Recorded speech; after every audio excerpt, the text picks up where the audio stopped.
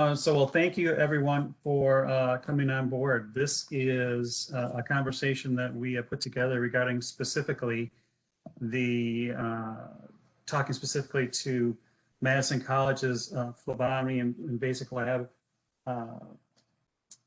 coursework, and really introducing, we hope, to yourselves and to others the opportunity that is really involved with this whole space called phlebotomy and what you might know as the lab and medical lab technology space. My name is Mike Baldwin. I happen to be with Madison College Business and Industry Services. We are actually the arm of the college that goes out to set up programs like this and do it on a contract basis. With me is our subject matter expert, and yes, she gets that title once again, Leah Naran. She happens to be, and I'll have her introduce herself here in a little bit. She is the program director and instructor for the medical laboratory technician and phlebotomy programs here at the School of Health Sciences. So we appreciate having her on board with the sunny background, and that's all I'll say about that. Thanks again for those who are just joining us. We are just getting started, so you have not missed anything.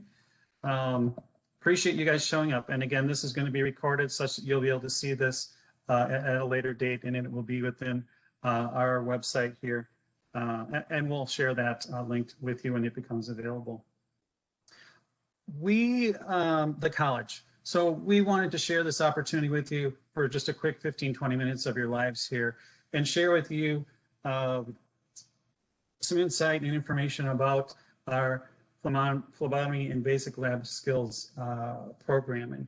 And we're bringing this to light specifically because we've had some renewed interest or some heightened interest just based upon some of the crazy things that are going on in our world these days, and the fact that we're entertaining the possibility of actually having some grant funding finding its way to us, where maybe we can involve more folks like yourself in pursuing a career in this lab space. And hopefully over the next few minutes, if you have questions, we'll give you some things to think about, and on both the credit side as far as our programming within the college, we'll call it the regular curriculums, and possibly some accelerated options that are out there as well. So first and foremost, again, thanks for showing up. The whole space, and I'll have Leah jump in on this, knowing that she has been driving this programming for some time now and has a vast amount of experience in it. Within that phlebotomy space and the lab, no doubt if you've been watching any TV lately, you hear about testing, you hear about vaccinations, and you hear about all the crazy things that are happening in our healthcare space. Madison College has had for quite some time a devoted curriculum that talks just about some of the folks in that space, specifically medical lab technicians and phlebotomy.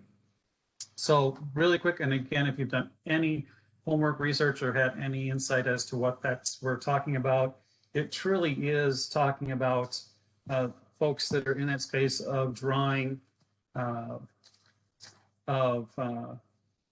those punctures. If you've ever been to a doctor and of course they draw a sample of blood, chances are very good that a phlebotomist might have been the person to actually perform that procedure.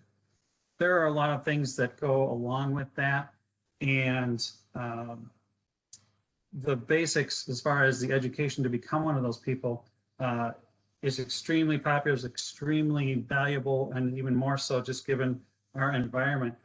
I'll hand it over to Leah to expand on that, but as she's talking, again, hopefully you've had some interest, obviously just checking in with us here today, but picture yourself in that clinical environment, in that people place space, being the first contact for someone who is either donating or has been asked to stop in the lab on their way out of an office visit and provide some sort of specimen. So Leah, if you want to expand just upon the general aspects of what that phlebotomy space looks like and the basic lab skills piece, that would be wonderful. You bet. I had to move inside. The wind picked up, and I was afraid all you guys were going to hear would be wind.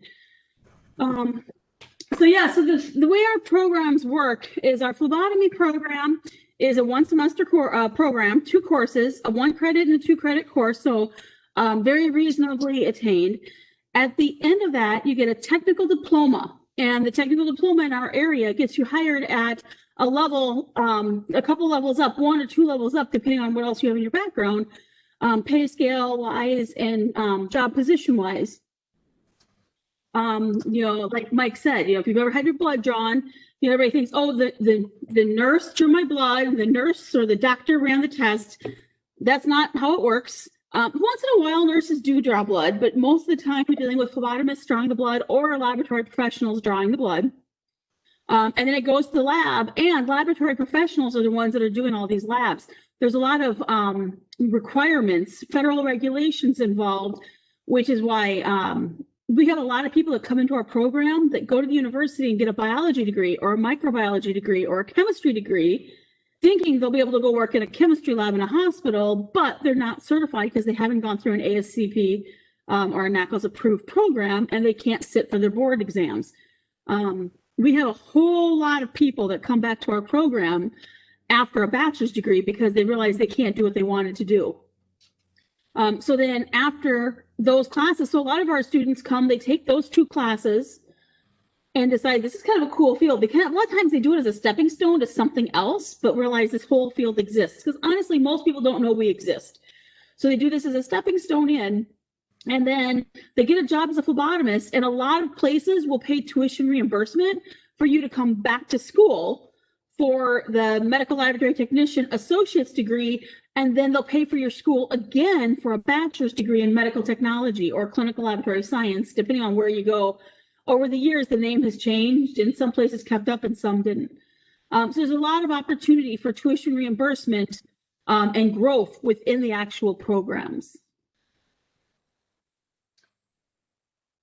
That's the nice part. Again, just because we talk a lot about, well, I'm going to a hospital or to a clinic, we at the college also work with a number of, we'll call them supporting characters, those people who to actually do the tests, do research. They are the folks that, again, if you've anything having to do with the current environment, any test that you're taking may run through one of our partners, from a laboratory, sciences to, just the people who are processing the thousands and thousands of tests that are coming through. So it's actually one of those things where we have seen quite an uptick over the years as far as postings for jobs. And it's a great, I won't call it an entry-level space, but to, again, be in that space and know from the ground level, I think it's one of those things that can lead to a number of different opportunities going forward. The laboratory profession, just so you're all aware too, is in the top 10 national critical shortages for personnel. Our students have successfully complete our programs, get hired. A lot of them get hired before they're even done. I have people emailing me weekly with job openings, and do you have anybody that's going to be graduating soon? Because they'll hire you before you're even graduated and start your training. It's a pretty crazy field right now. Yeah.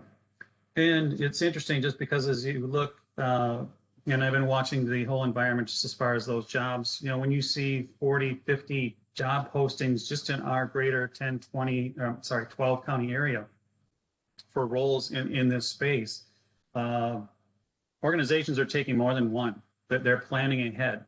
And they also know that the people that are in these spaces will move onward and upward very quickly at some point in time. So it's one of those where even given the situation today, that they're always looking. So again, I think it's one of those invaluable spaces to be a part of. Interestingly enough, and again, considering the timing that we're creating this webinar, a new semester is coming up relatively quickly. So we as a college are looking at really 2 opportunities for the likes of yourselves joining us here today. One being with the, I'll call it the regular semester coming up and starting again in January, and also some of the things that we are doing as a college to work with our partners in collaboration on some grant work that we hope will come through for us in the very near future. So it presents a couple of different opportunities for all of you to become a part of it if this is something that is of interest to you. I'm going to share with you, just for those of you, and if you have any questions whatsoever, feel free to put those out there right away. It is not uncommon, and I'm just going to share an example of one of our curriculums that we have worked with and are hoping to share in one of our grant work coming up. This is a sample just of, and Leah, feel free to jump in again, a timeline as to what a typical or atypical, if you wish, timeline might look like for our course in phlebotomy. And you can see, and again, for all of you folks, we love to have, or like to think that we have a work-life balance, and I know we all do. You know, it is a great investment of your time, and it is flexible enough that, you know, we're doing some things virtually. There will always be that need for folks to come in and complete some of the clinical aspects of it. So it's not something that we can teach that quickly to say, hey, let's start to do blood draws. Anyone who can actually do that for me virtually, I would love to see that. But this is an example here of, sorry if that's in the way, of what you might expect within one of our programs. And this will vary a little bit just based upon if you're doing the credit course or the regular, I'll call it semester course at Truax, starting in January, or perhaps you're on one of our accelerated processes that might be associated with one of our grants.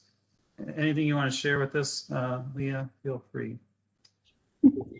Well, I think you covered it. You kind of broke out there for a minute. All of a sudden I lost my internet, but it's back. No, it's definitely the way things are working right now is we're doing these very hybrid where you do all the didactic like this. And most of it we have all the lectures recorded. So if things are happening, you can have live, it's all recorded. We have it broken up in modules, and in modules like a unit where it's got the lecture, PowerPoints, readings, other videos, things like that throughout it. And then, you know, as you saw towards the end there's that 2-week clinical. During that clinical, it's 12 hours of some time. So we can't guarantee like your hours are going to be from 8 to noon for 3 days or 8 to 2 for 2. Because it depends on who is available to give us clinical sites. Some clinical sites are more open than others. Some clinical sites really have their draws only in the morning. Some really have them midday. So our clinical sites pretty much tell us what they have available. And then usually what we do is we come back to the students, because some students are like, you know, I really need morning clinicals or things like that. We can usually work around that to a point. Of course, if all of our students need morning clinicals and we have only one, you know, we have to figure that out. But the people freak out because they see Monday through Friday from 8 to 5. It's not 80 hours of clinical. It's at 12 hours at some point in that window. So I want to make sure to clarify that. When people see that, they always get worried. This is the phlebotomy course. So this is the second course. The first course, the basic lab skills, has very similar things. We don't actually start poking until we get to this course. The first course, we work with a lot of lab equipment, how to work it, how to use it, how to clean it, how to be safe. We do lab safety, biohazard safety. We cover specimen handling. We cover, you know, basically how to label a specimen, things like that. So that's what the courses would cover. Oh yeah, there's the basic lab skill timeline also then. So sorry, Mike, I didn't know you were going to bring them both up. No, my timing's everything. Things are coming and going here with the internet. Not sure exactly who's driving it, but Oh, it's not just mine? there we go. This just gives you a general sense, as Leah was referring to, and knowing, yes, there's going to be a commitment of time certainly for homework. But again, with the virtual aspects of this, and certainly the hands-on needs of coming in, actually experiencing this, we're finding that students, again, a very popular space to be in, of something that, again, is leading them down the path of, you know what, I want to get into the healthcare space. This is an exceptional opportunity to do that. Healthcare is a great field because it's consistent. You know, there's always jobs to be had and there's always a need. And we have a lot of people, actually, it's funny, I've had a lot of factory workers that have gotten older and just the point where like my body can't handle this anymore. I need a new career. And so they've kind of come that way. And so I've had a lot of factory workers come through. It's been great. The one thing, well, like right now we're meeting in person. Basic lab skills is 1 day a week. Phlebotomy is 2 days a week. Like that'd be hard for a third shift, but that would be something like your sister's in Madison. You know, if it's something you could work out, it wouldn't be that bad. You know, popping down once a week, twice a week might be harder. There are definitely options for those of you who are not necessarily within our district. But again, this is one of those things where just knowing that we're coming to you from Madison area and some of the larger healthcare providers, we know that there is that pipeline, we can continue to fill it. And to the mere fact that this program can take as short or as long as 16 weeks, really gets you, one, the experience, and two, gets you into the workforce relatively quickly when all is said and done. And with the basic lab skills coming as the first step, if you will, followed by the phlebotomy, again, we're seeing a great deal of success with the folks that are taking that on. Perfect example, starting in January. I know it'll be right in the middle of January. Theoretically, you could have this all completed by May, just in time for your summertime. And again, with the current environment, we still foresee that there will be a demand for folks in this space.